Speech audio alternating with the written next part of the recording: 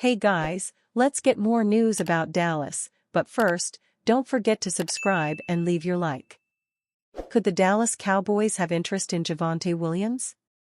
League sources have told me the Dallas Cowboys could investigate running backs that hit the waiver wire after training camp. These camp cuts aren't just guys who can't make it in the league, but they're also veterans who may not fit on a team's roster for various reasons. When you go hunting at the end of camp, there are players who can help your team. This is why I've heard the Cowboys may do such a thing. I've also been told that a trade near the end of the preseason for another running back is not out of the question. The Cowboys brought Ezekiel Elliott back as their starter this year, and he'll form a running back by committee with Rico Dowdle if the team can't find additional help at the position. This is a good not great combination, and I think it's why the Cowboys may be looking for help elsewhere. The question becomes, where should they look? Around the league, there are a few running backs with starters talent that could be on the roster bubble with training camp set to open this week.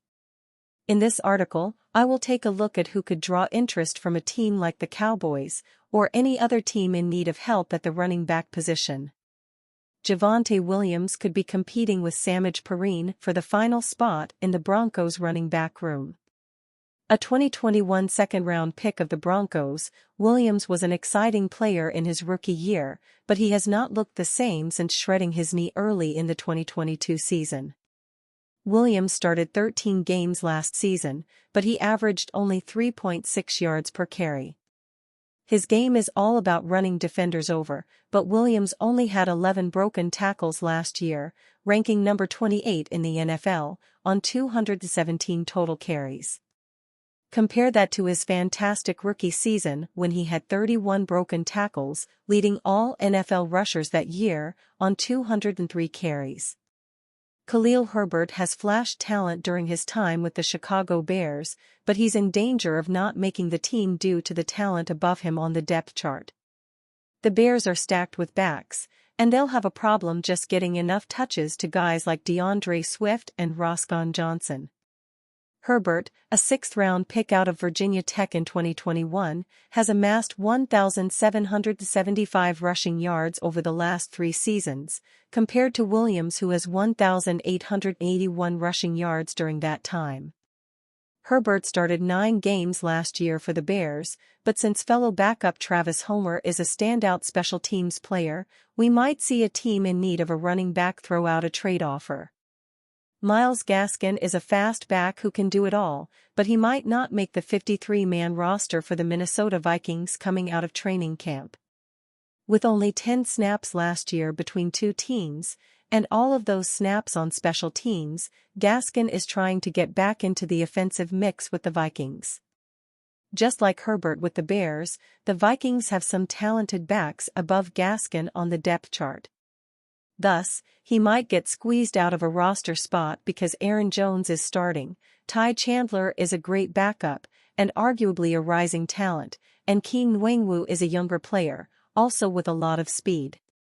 A 7th-round pick in 2019, Gaskin has the second most starts, 17, of this group, Williams 18, Herbert 12, but it's been a while since he started on offense. Dak Prescott predicted to sign $285 million contract amid Cowboys uncertainty. The Dallas Cowboys and Dak Prescott continue to be in a standoff over a potential contract extension. Prescott is heading into the final season of a 4-year, $160 million deal. Bleacher Report's Maurice Moton offered predictions for the upcoming NFL contracts that will reset the market at their respective positions. Moton projects that Prescott will sign a 5-year, $285 million new contract. This includes $210 million in guaranteed money. The deal would give Prescott an average annual salary of $57 million. It is worth noting that the NFL analyst did not predict whether Prescott will ink this deal with the Cowboys or find another team in 2025 NFL free agency. Prescott holds full control over his future thanks to no trade and no franchise tag clauses in his current contract. Without a robust ground attack, the Cowboys will likely need Prescott to carry the offense for extended stretches, and he can do that, Moton wrote in a July 16, 2024, story titled, Projecting Contracts for NFL Players Who Could Reset Major Position Markets in 2025. Regardless of how the Cowboys finish the season, Prescott's passing numbers could have teams line up for him if he hits the open market next offseason. If not the Cowboys, a quarterback-needy club will be willing to pay a high bill for the three-time Pro Bowl signal caller services. Both sides have publicly indicated their desire to get a deal done, yet nothing has happened with training camp starting in a matter of days. Prescott has declined to elaborate on the progress of negotiations. "Yeah, there's been conversations back and forth, but for the most part, for me, as y'all know, I'm going to let my agent do that, especially as we get right here into training camp," Prescott explained to reporters on July 9. "Day one of training camp, my mind flips to obviously helping my team and just doing everything I can within the organization and on the football field to make sure that I am my best and everyone around me is their best. And the money and all that will take care of itself, as it always has." The challenge for Dallas is quarterbacks like Jared Goff are only driving up the price of future quarterback deals with their new extensions. Spotrac projects Prescott's market value to be a slightly shorter and less lucrative contract than the Bleacher Report prediction. Prescott's value is a 4-year, $212 million deal with an average annual salary of $53 million, per Spotrac.